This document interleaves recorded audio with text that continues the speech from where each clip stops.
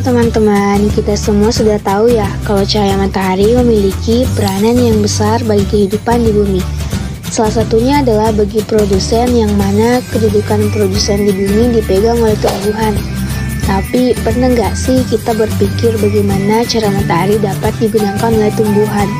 Yuk kita simak penjelasan berikut ini.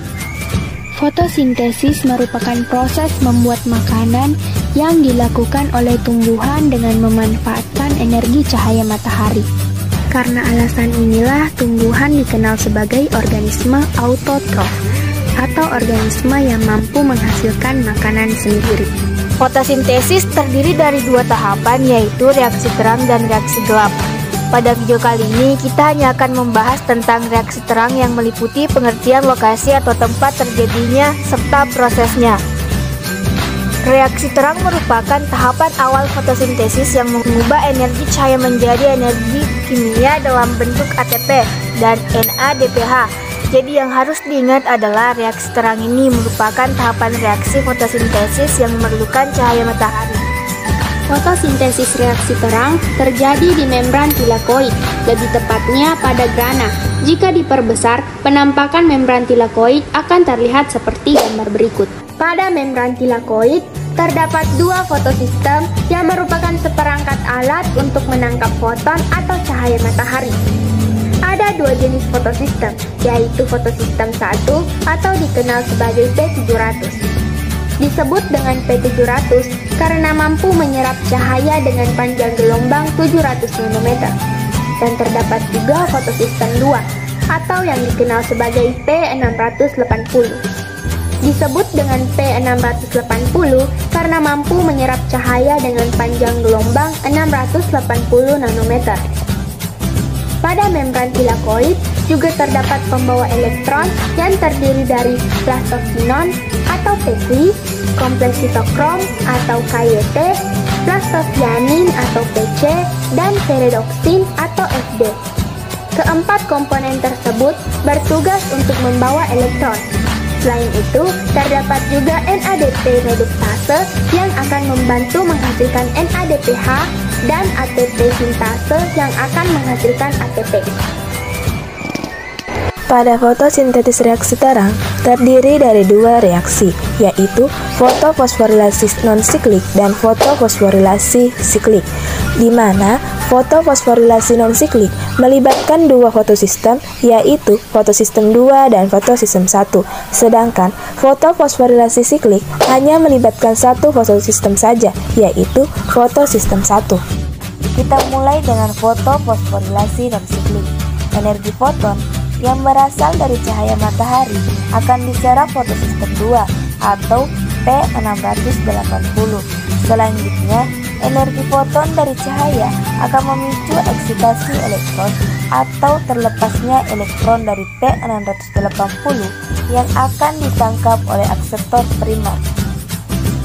P680 akan mengalami kekosongan elektron yang menyebabkan fotolisis air, yaitu H2O, akan diurai menjadi 2 ion hidrogen dan seperdua atom oksigen dan 2 elektron. Nah, 2 elektron ini akan menuju P680 untuk mengisi kekosongan elektron. Agar tetap stabil, oksigen akan dilepaskan ke udara, sedangkan hidrogen untuk sementara waktu tinggal di ruang tilakoid. Selanjutnya, elektron akan meninggalkan P680.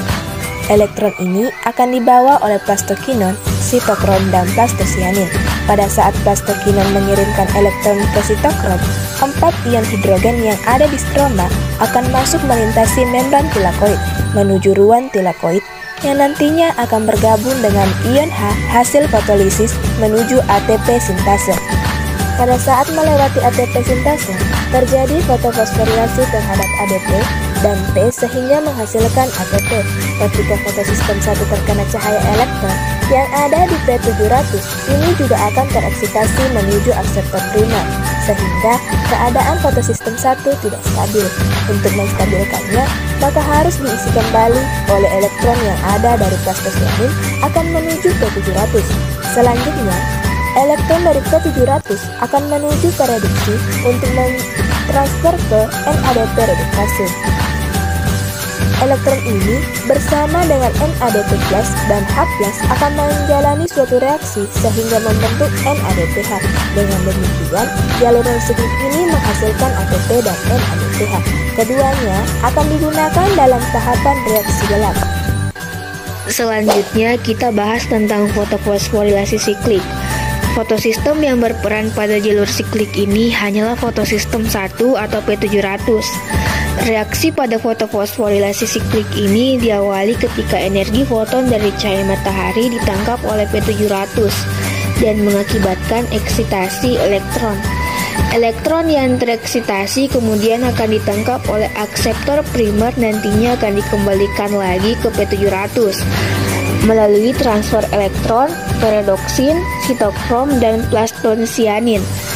Pada saat transfer elektron terbentuk ATP yang berasal dari ADP dan P.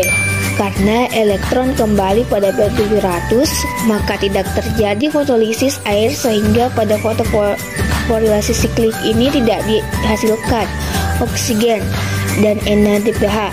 Seperti pada fotofosforilasi non-siklik, sistem ini bersifat siklik atau berputar, artinya elektron yang dikeluarkan fotosistem 1 akan balik ke fotosistem 1. Hasil dari fotofosforilasi siklik adalah energi yang berupa ATP.